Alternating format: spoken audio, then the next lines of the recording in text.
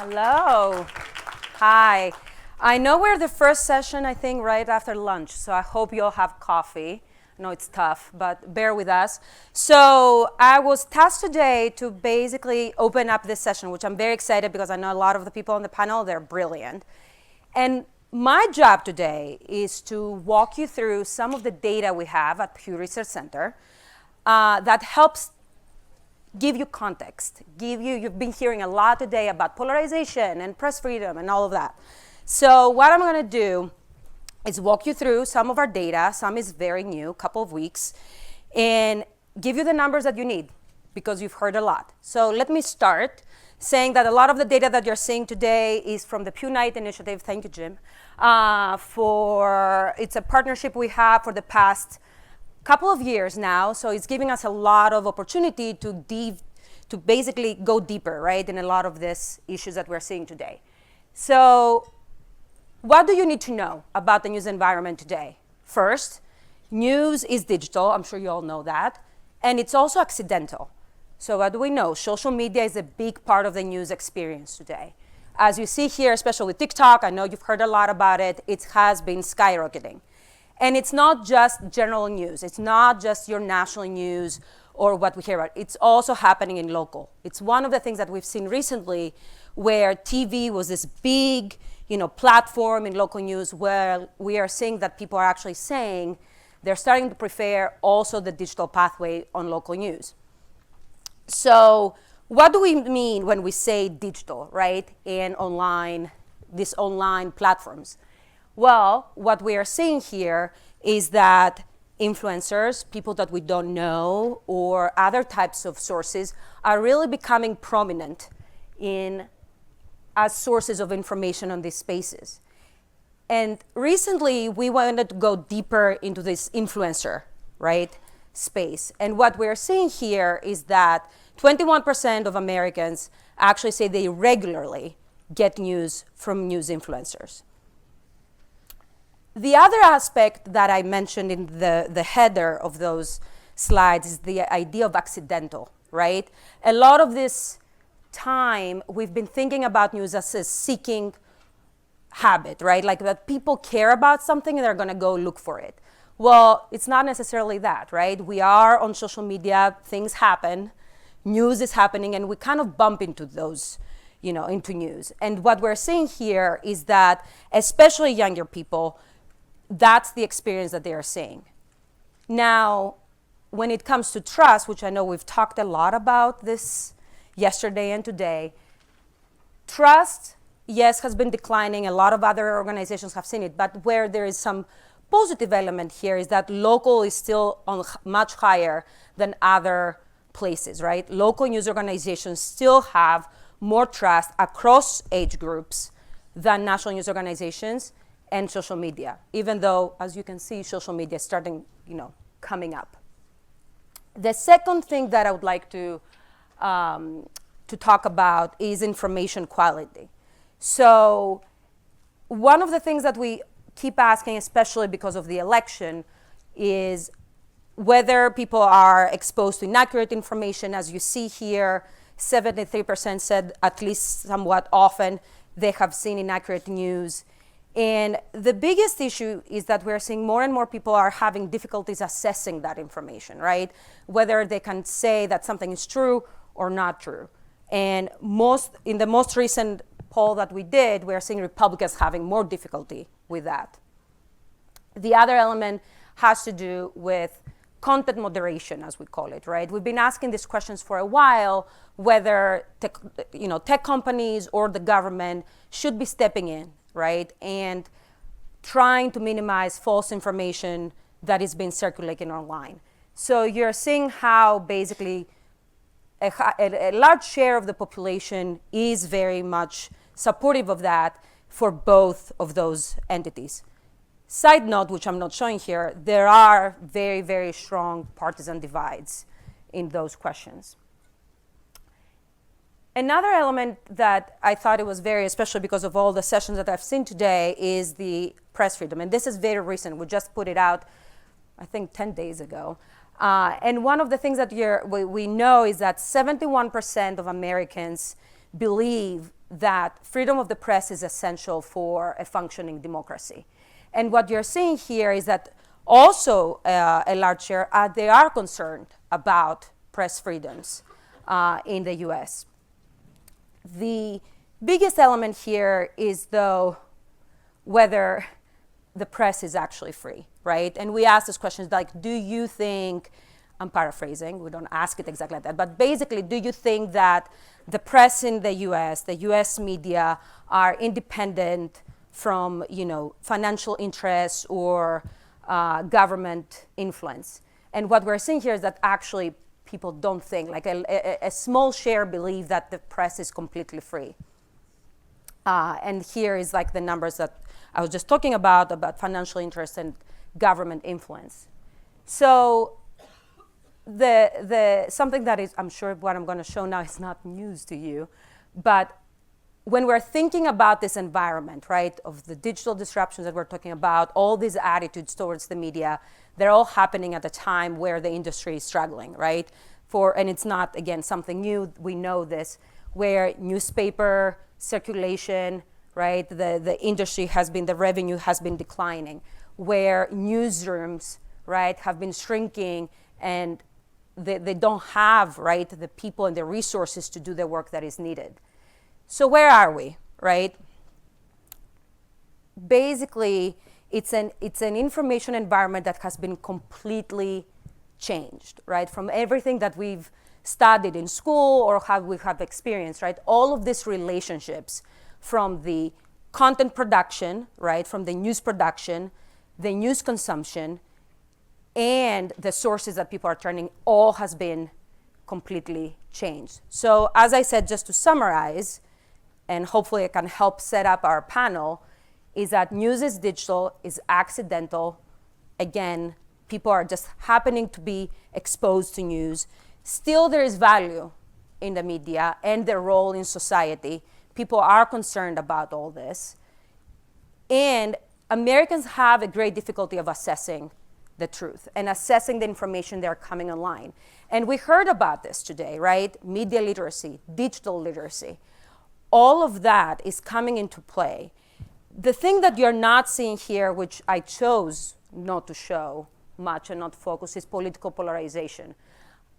It's one of the biggest stories. I know in other conversations, I keep hitting that point on and on and on and on, to the point maybe I decided today not to do that again. But it is the kind of thing where partisan divides and partisan identity comes into play a lot in those attitudes and those choices, right? However, and I think this is a good transition for our panel, that is not something we're seeing in local news. When we're thinking about the breadth of our data, right, in all of those attitudes and consumption habits, the one place where we don't see partisan divide is local news. High trust, people do value their local media, and what we see is actually the connection that they have with their local media being more important than their partisan ID. So whether they have spoken to a local journalist actually predicts their trust more than their partisanship. And with that, I think the panel is going to be trying to explain to you how they're trying and making all of this effort to save local news in this current environment. Thank you.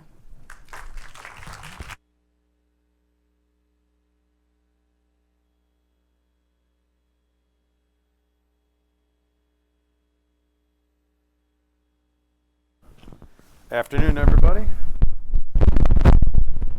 Uh-oh.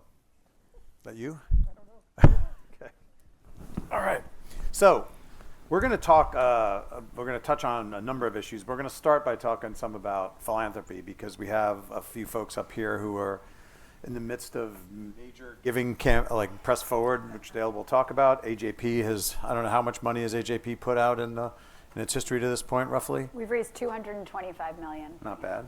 And you also have two publishers up here. One, a mega publisher, one of the great icons of the digital era that works both nationally and locally. And Andrea will talk about her company, which is a 12,500 person county that doesn't necessarily have the philanthropic base that New York City has or Washington has or other parts of the country have. So we're going to talk about how funders and publishers alike are trying to tackle the system we're in the moment. I'm going to start with Steve because,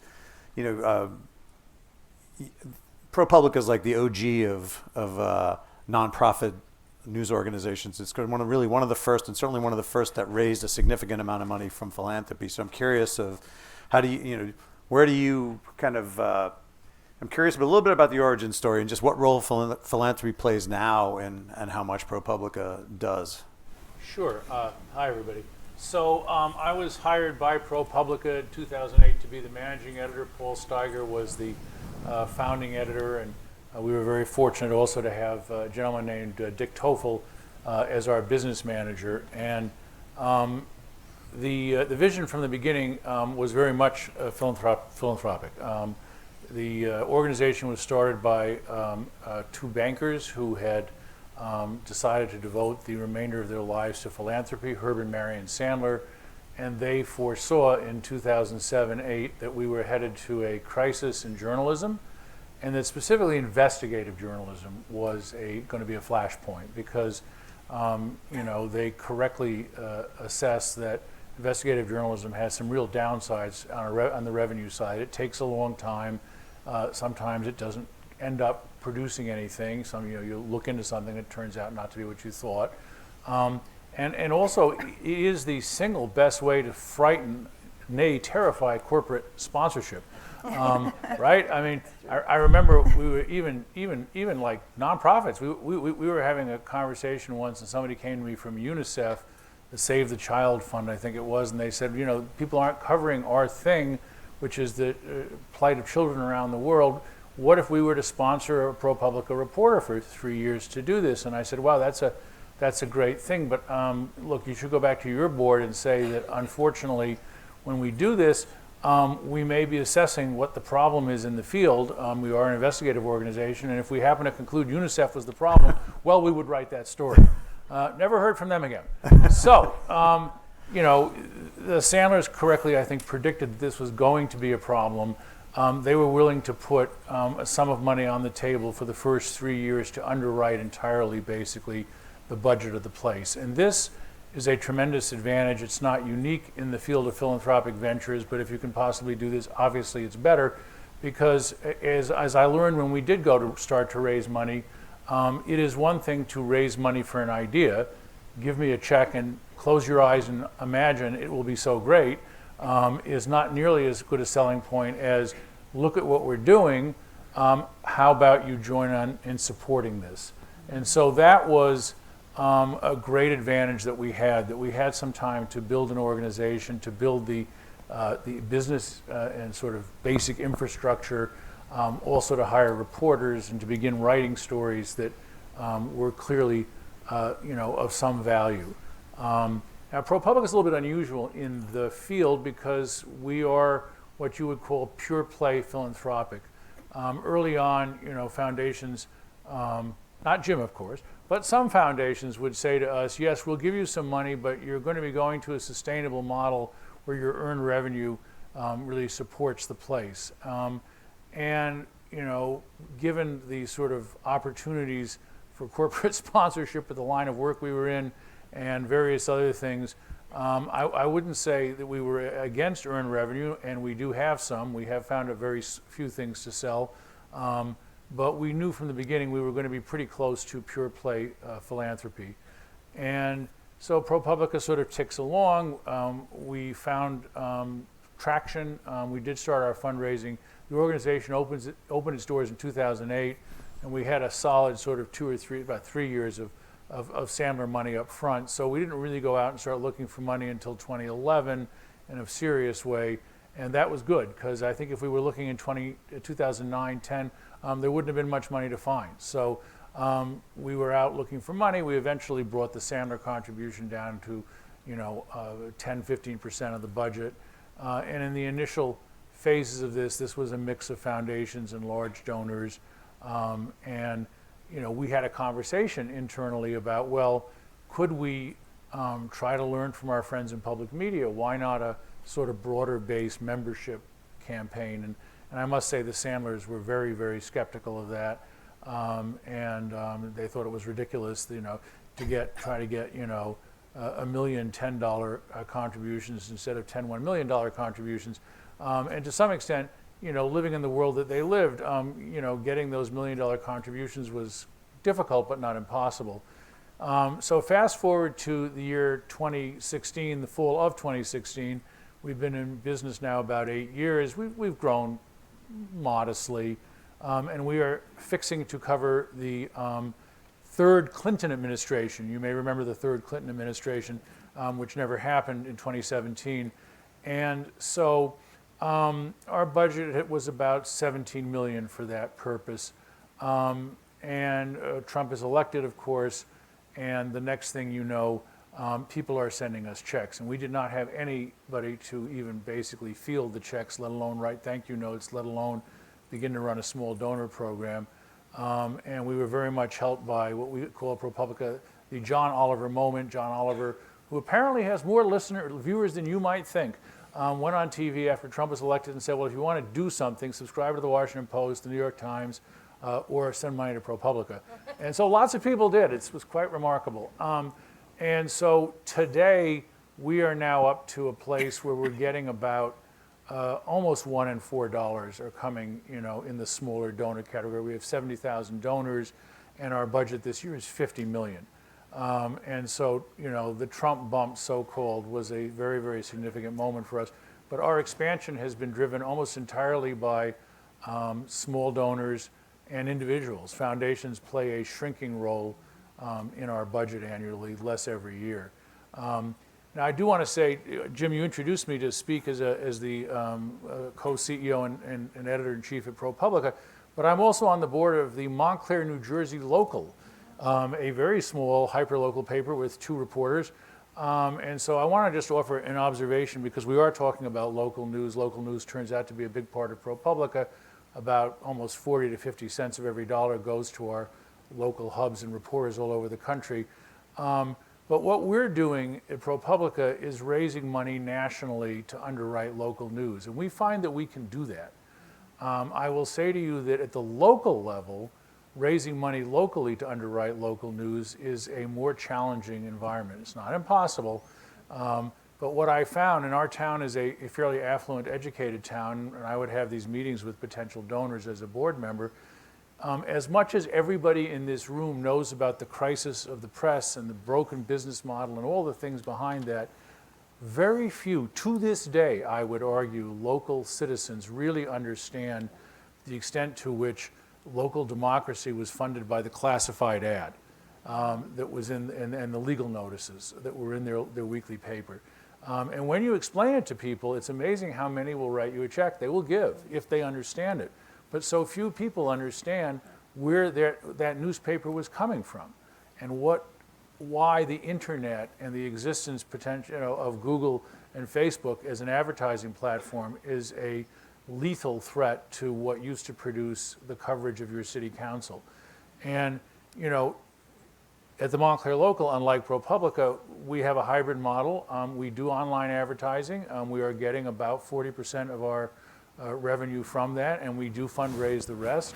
And we have a burgeoning membership program, which is frankly far smaller than it ought to be, given the value that's being returned. So I think the challenge is not philanthropy or non-philanthropy. I think the challenge is, how do you do all of the above, and how do we get into people's brains, even at this point in 2025, the fact that your democracy, the ability to know what is happening in your town, depends on your direct participation. I think that is a fact that a relatively small number of Americans to this day have any understanding of. And then you do wake up.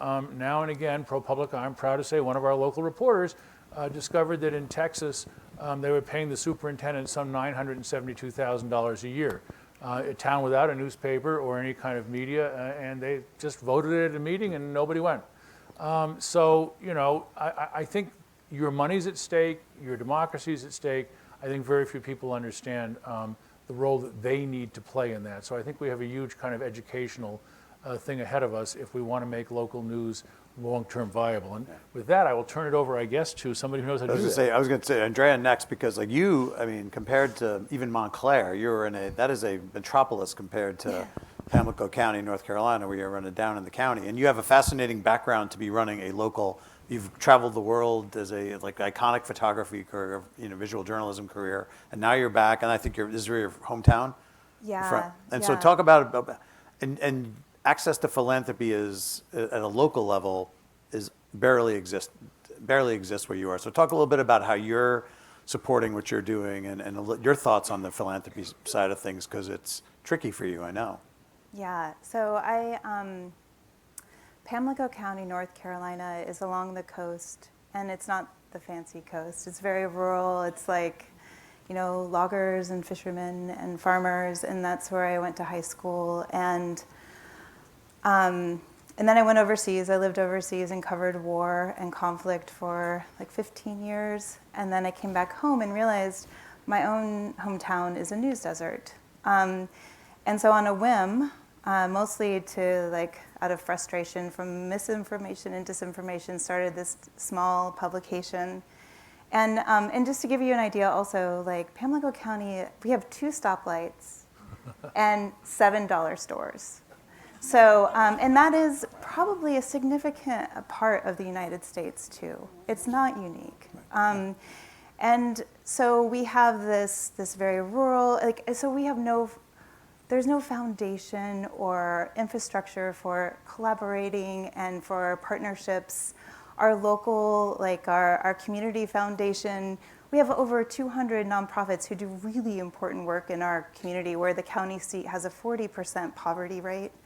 And our community foundation gives $5,000 a year.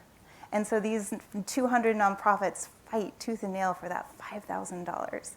So this is the place where I'm trying to, and it's not about even fighting disinformation and misinformation. I feel like it's more like a door-to-door campaign to explain what journalism is, even to people. I just spent the last 3 days of every month, I spend putting together an events calendar, because we have no county events calendar.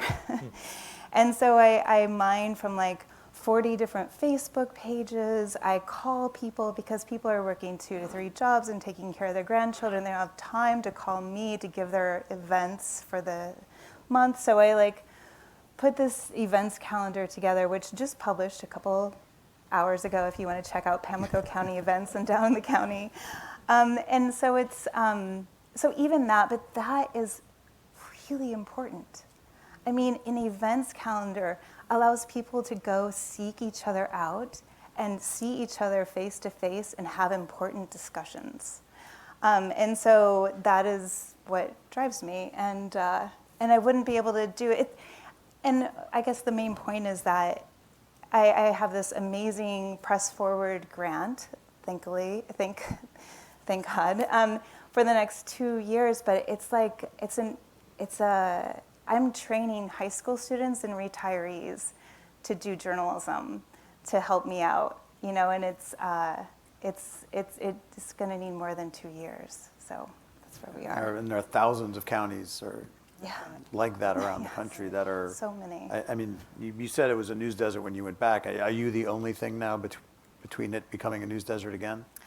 Well, I mean, we have another week. We have a weekly publication, but it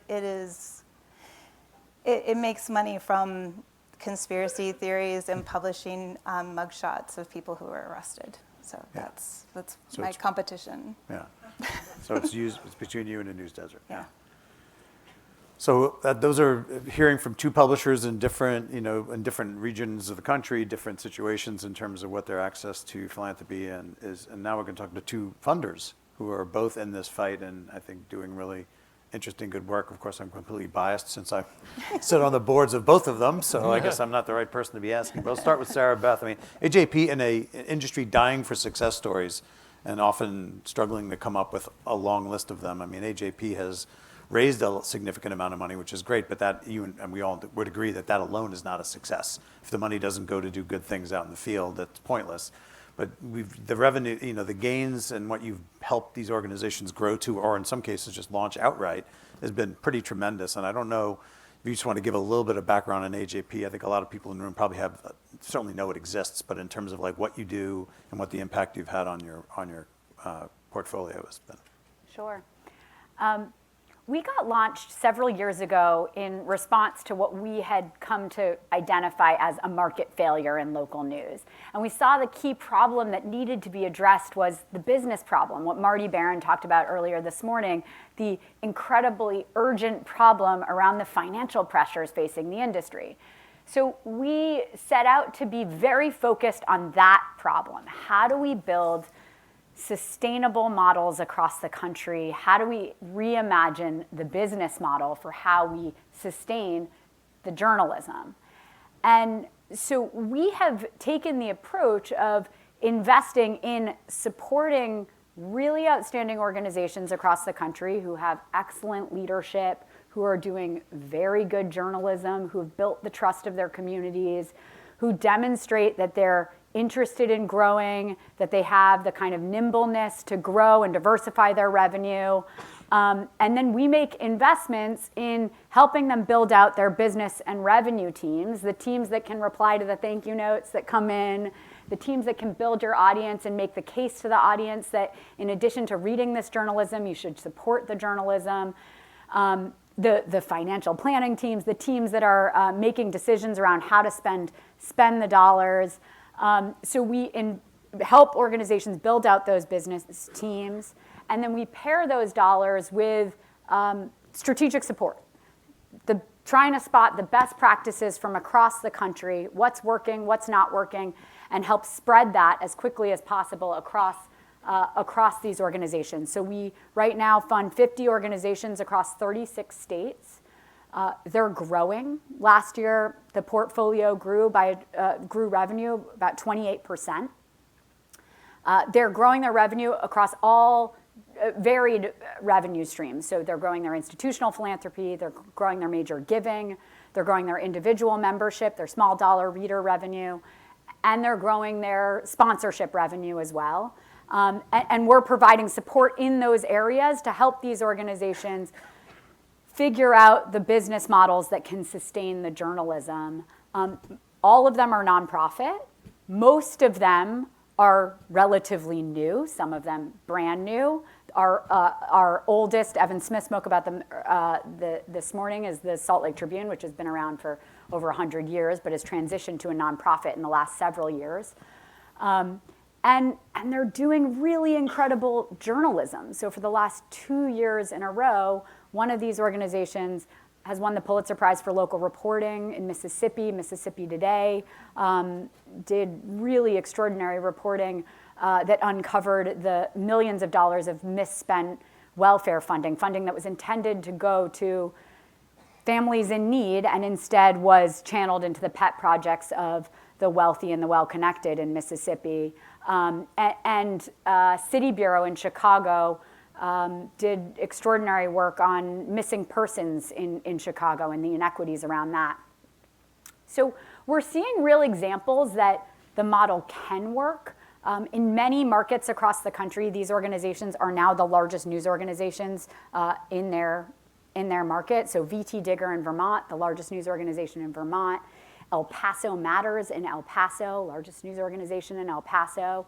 And we're seeing that these investments can genuinely grow the organizations in terms of their revenue, but also in terms of the growth of their newsroom. So we funded a fantastic newsroom in Connecticut called CT Mirror. When we funded them in 2019, they had 13 journalists, about $1 million budget. Now, several years later, they have 28 journalists, about a $3 million budget. We funded an organization in Northern California that was in Berkeley called Berkeley Side, $800,000 budget. We invested in them, helped them build out their business team. Since then, they've expanded into Oakland with a news site called The Oakland Side, and then expanded into Richmond, California with a news site called Richmond Side. They grew from $800,000 budget to a $5 million budget, now employing 30 people. So we're seeing real examples of how this can work. And the one other thing I wanted to note is ProPublica did a really extraordinary job in sort of creating the path for philanthropy to come into this space. You know, for a long time, news was a wealth maker. A lot of the great fortunes in our country came from this industry. And it's only been over the last few decades where this has now become a cause that we now understand needs philanthropy and needs to be regarded and funded as a public good. ProPublica did such an extraordinary job of making that case, and now to 70,000 funders. We really see this as a generational challenge. It took a generation for the American newspaper industry to unravel. I think it's going to take a generation to rebuild it. And we're on the path right now of going door to door and making the case to people that not only should you care about local news because you need it to engage in your community, but you need your neighbor to have local news too. And that's the slow, steady case that we're trying to make all across the country. It's really true, though, the wealth maker part of this, which is we talk about this a lot at Knight Foundation. If the Knight brothers had been 20 years younger and decided not to sell, there would be no Knight Foundation probably. Right.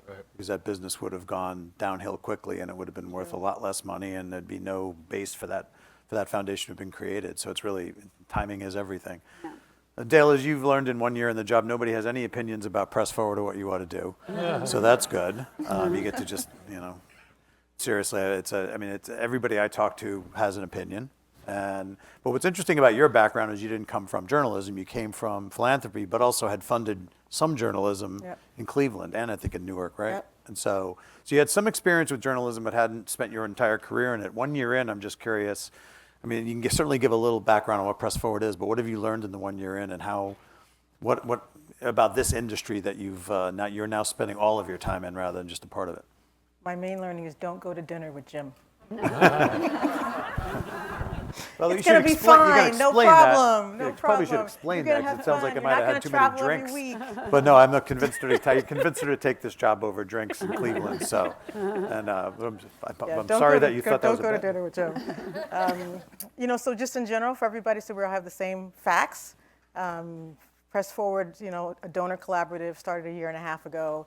$500 million originally committed. My job is to help raise money on top of that.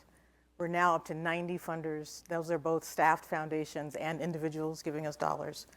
2/3 of those funders never funded journalism before, so we've added to the group, or they had no strategy in journalism. They just did a little bit here and there.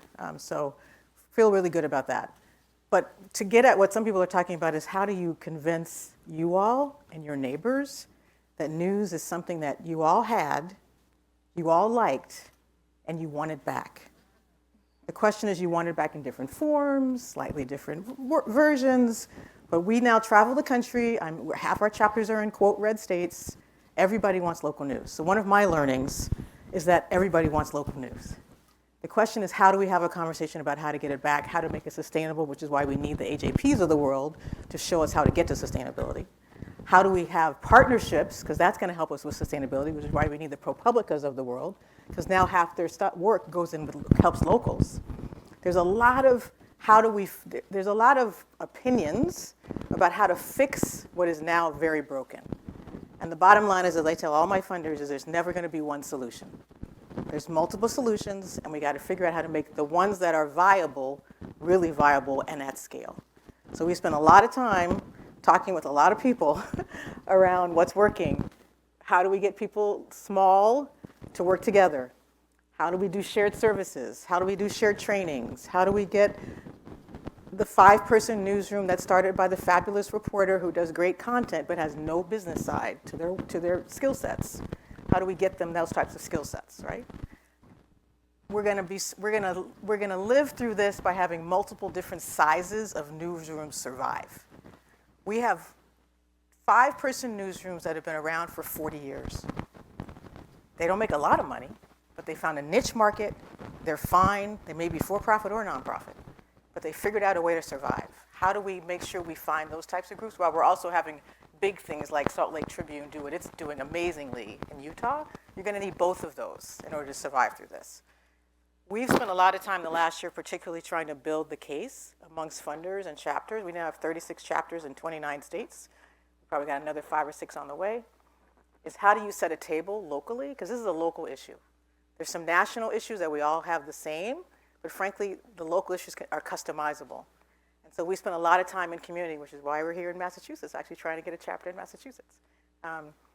So that we could have a table set with funders, with all the assets that you have in the community. You have universities, you have libraries, you have people who care about this issue. But you guys don't talk to each other about what your ecosystem currently looks like, what could it look like, let's reimagine, and who should be covered in ways that frankly they weren't covered in the past. That's what our chapters do. They spend time doing research, they spend time grant making, and they spend time building a table that is not just funders telling outlets what to do. It is outlets sitting at a table with foundations, with other assets in the community. Frankly, thinking realistically and sometimes difficult conversations about what can you afford. And if you can't afford it, how do we get funders, including national funders, to say, if no one's funding in Nevada, for example, because this is true, most of the foundations in Nevada are tied to the gaming and the mining industries. And so they don't particularly care about good local news right now. We have a couple of great outlets there. They need some more support. Maybe that's a place where national people or individual donations could come in to support that, right? Our job is to gather that information in between those two industries, journalism and philanthropy, who don't talk to each other. And we have to figure out how to get them to talk to each other and how to learn each other. But we sit in the middle, trying to figure out how to translate amongst them, how to train up journalists to understand that when you go talk to a foundation, don't assume that that foundation knows exactly what you do or why you do it. Journalists, you have done a great job of talking about other people. You have done a horrible job about talking about yourself. And you have got to get out of that.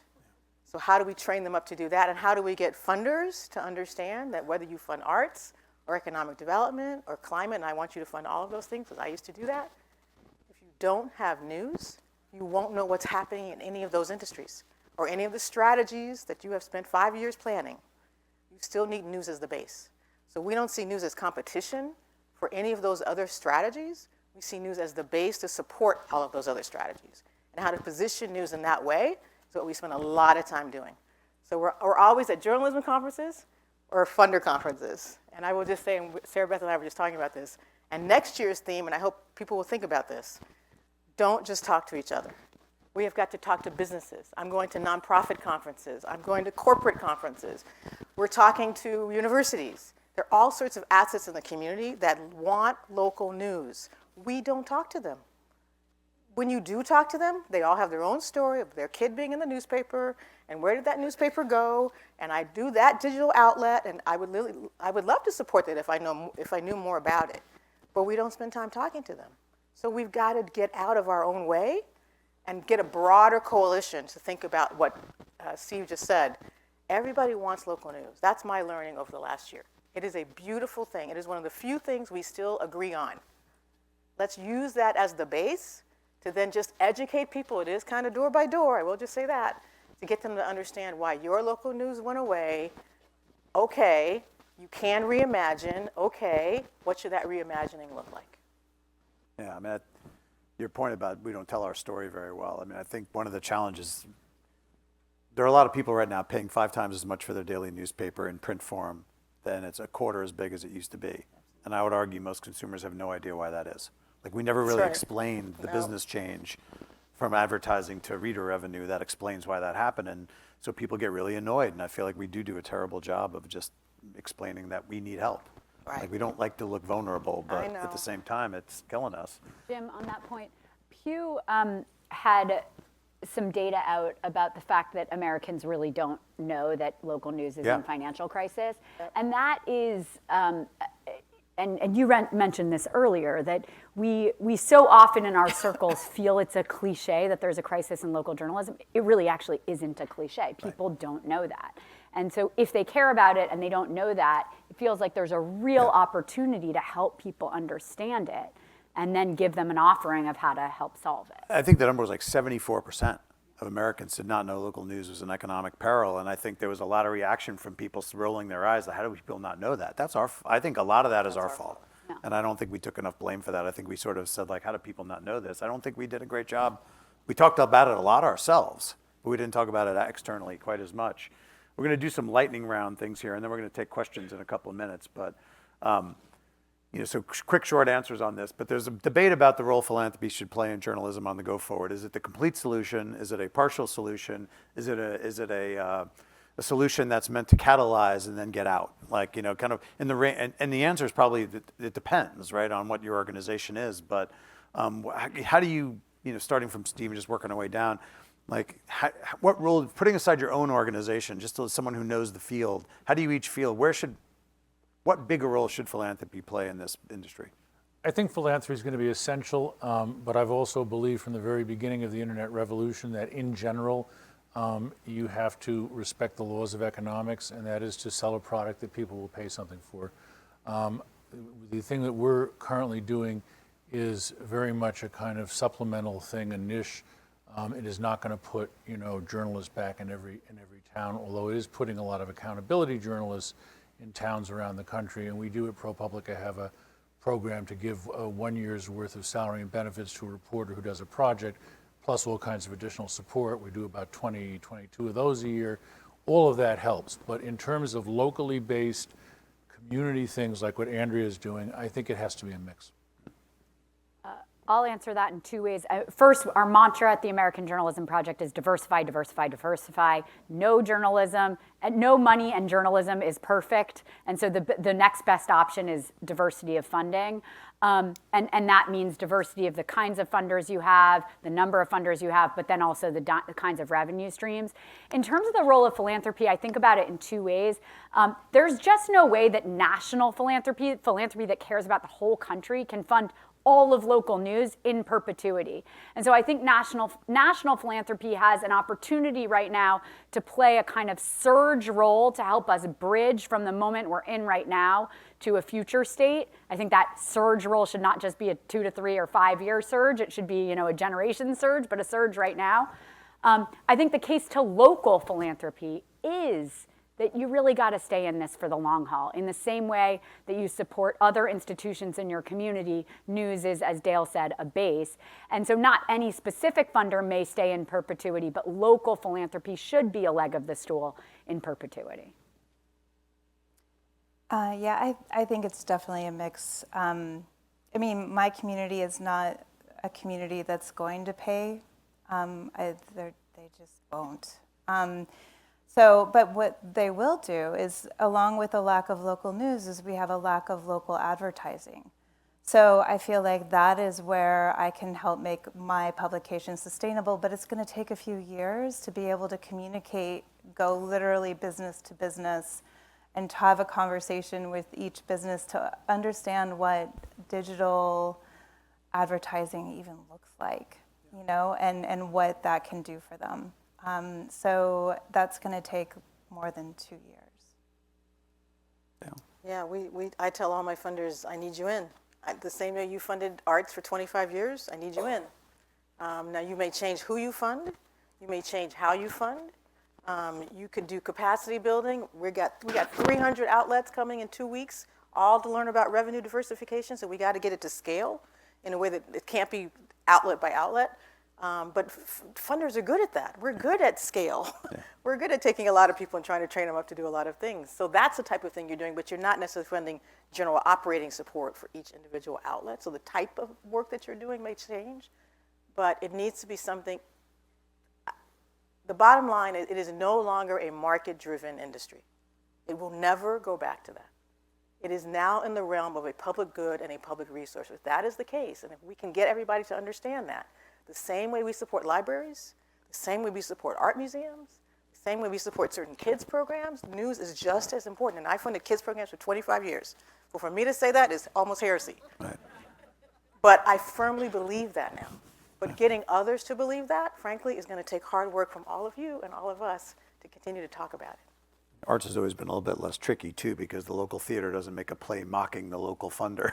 And the same way journalism can write stories about local funders, they kind of have they're running a little more freely. But, all right, we're down to the last, this is very much lightning round. Scale, there's a broad range of sense of whether we're on a path to disaster or whether we're seeing enough momentum in the field that we think we're headed towards something better. On a scale of 1 to 10, 10 being very optimistic, 0 being not optimistic at all, where are you right now in what the future of local news looks like? And we'll let you go Dale back down this time. I'm a 6. I was a 7, but we got some stuff blowing against us right now. So we got to do a lot more defense than I think we were prepared to do a year ago. But I'm still bullish that there's just travel. If you travel, you get to see the bright spots. I get to see that. Yeah. We just need to get more information out about those bright spots. Okay. Yeah, I'd say maybe like a 6 or a 7. I think, in my small community of around 12,000 people, in my tiny publication, we have almost half of our population subscribes. So people want it. You do. So it's there. But it's still a lot of work. Yep. Oh, it's no sure. Just the events calendar work alone sounds grueling. So, Sarah Beth? I would say 7. I think, particularly if you take a kind of generational view on this, Yes, I think people really need this, and I think the trust factor is going to be the key factor of the future, particularly as AI continues to disrupt our information ecosystem, and local news continues to have that, and so that is a real asset. I'm an inveterate optimist, but still a 6. All right, so we're hanging in that 6, 7 range. All right, so what's questions? So we're running the mic. I think, let's see, a few hands up, but.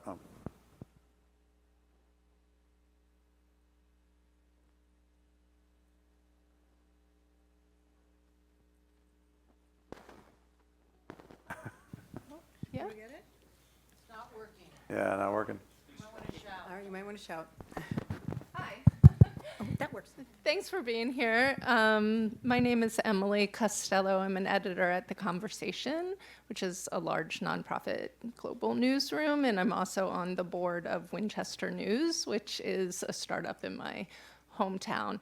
In Massachusetts, we're seeing a lot of small startups, especially in wealthy suburban communities, where Gatehouse/Gannett papers sort of decimated the local news, but not so much movement in communities with fewer resources. So I was wondering if Dale could tell us a little bit more about the effort to start a press forward in Massachusetts, and what's involved with that, and what some of the sticking points might be. Maybe also talk about the open call, the first open call. Yeah. So we have 6, I believe, outlets in Massachusetts that were awarded grants under our open call last year for small outlets under $1 million in revenue.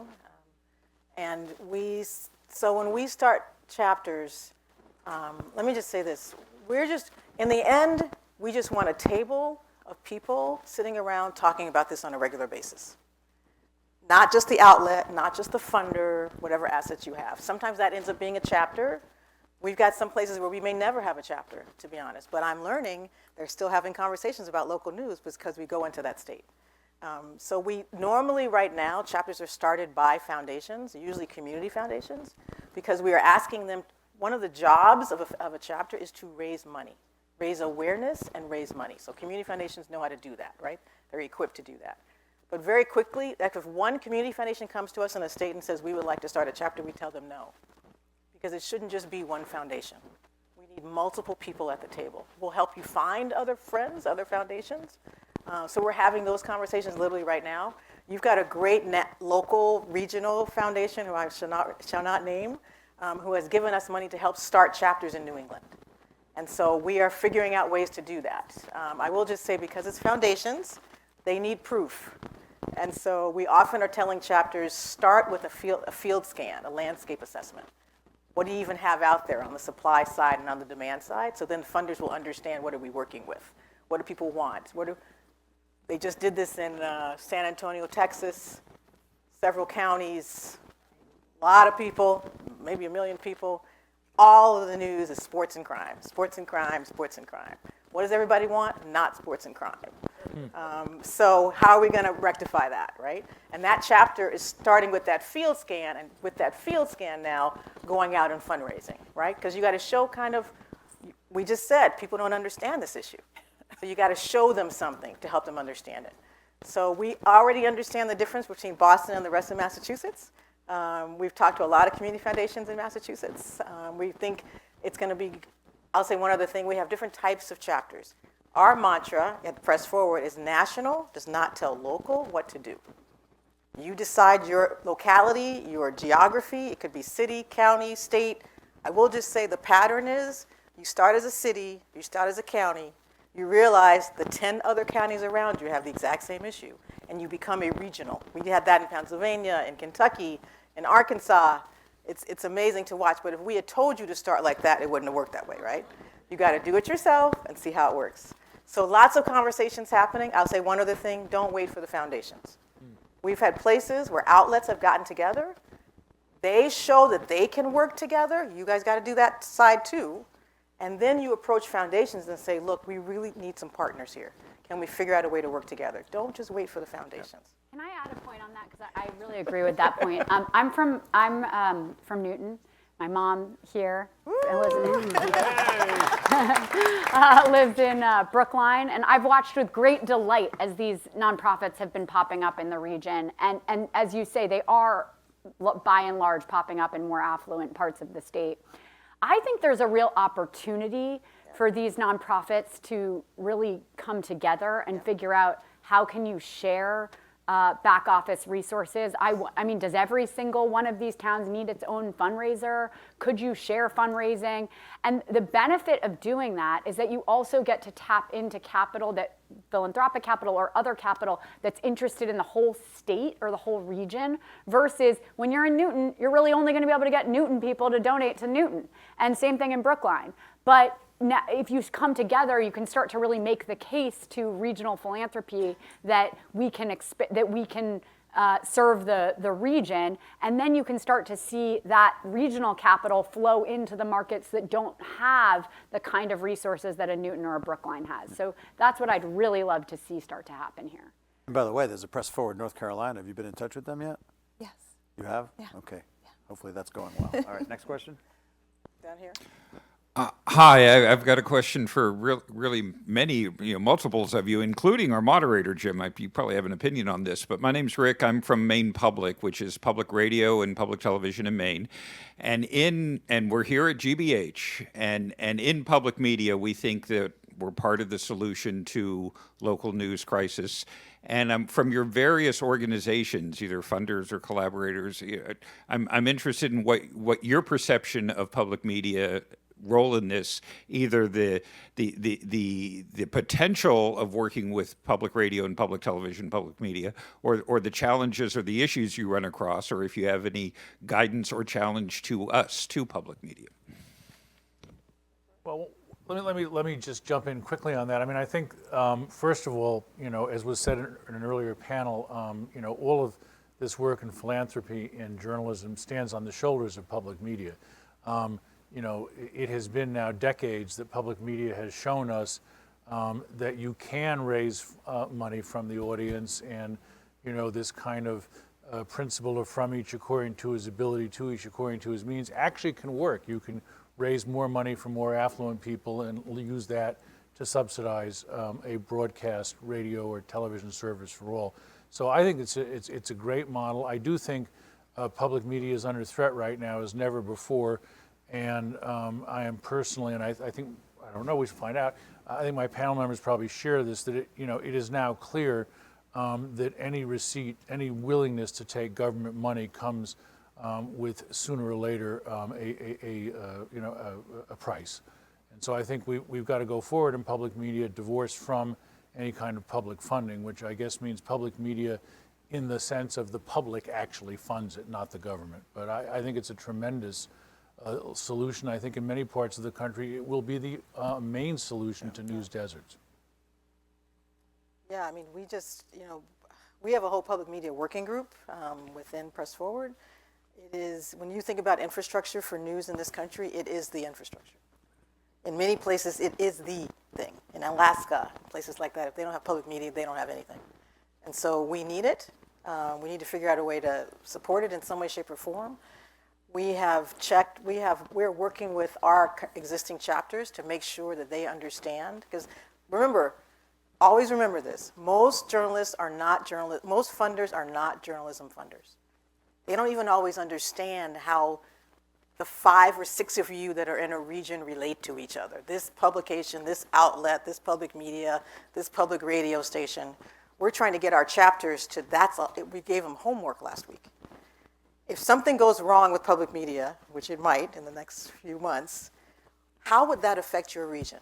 Do you even know that as a funder, as someone who's leading a chapter? And frankly, not all of them did. And I tell them, this is not just about your individual outlet or big outlet that you like and is good. I bet you there are a bunch of people who are not members of the public media. You need all of it, is the bottom line. And we got to think about ways to work together in ways. And that means also trying to save what is existing. One last thing which I've come to learn, something like a third or half of the public media, or at least the radio, those licenses are owned by universities. They're coming after the universities. And that's going to be even tougher. And so there's just things we didn't know about this industry that we now have to know. And we now have to figure out ways to fight against and defend. You just can't keep your head in the sand like we've done in the past. Yeah, and in true journalistic tradition, I want to issue a clarification of something I said earlier when I said that ProPublica is the original OG. I meant of digital philanthropy. Public media is the OG in raising philanthropic dollars for journalism, period. And there were a number of public media organizations I think got that first open call. Oh yeah. At least 10 of our 200 were small radio stations, small TV stations around the country. Yeah, and I guess the only thing I'd add to that is that public media has always been the most willing to partner, I think, with media organizations in the communities, as opposed to newspapers that often wanted to just kind of wall off what they viewed as potential competition. You've always been willing to put folks on air, get people together. I still think that's a really big role for public media, is just trying to be the connector of a lot of these disparate things that happen in a lot of communities, that small publishers that don't have much audience but could really use the audience you could bring them, and it could make the product stronger as well. So I think there's a lot there, and there's a lot of money out there in the next 4 years for innovation and collaboration. So a lot of it's sitting up here. Can I just say, we're just not going to survive by being competitive. And I know that's the way the industry grew up. It's not the way the industry is going to go forward. Yeah. We just have to figure out lots of different ways to do that collaboration and share services. And everybody's just got to get over what you grew up with and you were trained in. We're only going to work together. The only way we're going to survive and get what we all want, which is this great local news, is to figure out ways to work better together. Yeah. We just got to keep working at it and then sharing when something works with the next group. And with that, there's a big 0 staring us in the face up there in terms of our time left. So if anybody, I'm sure folks will stick around up here. So.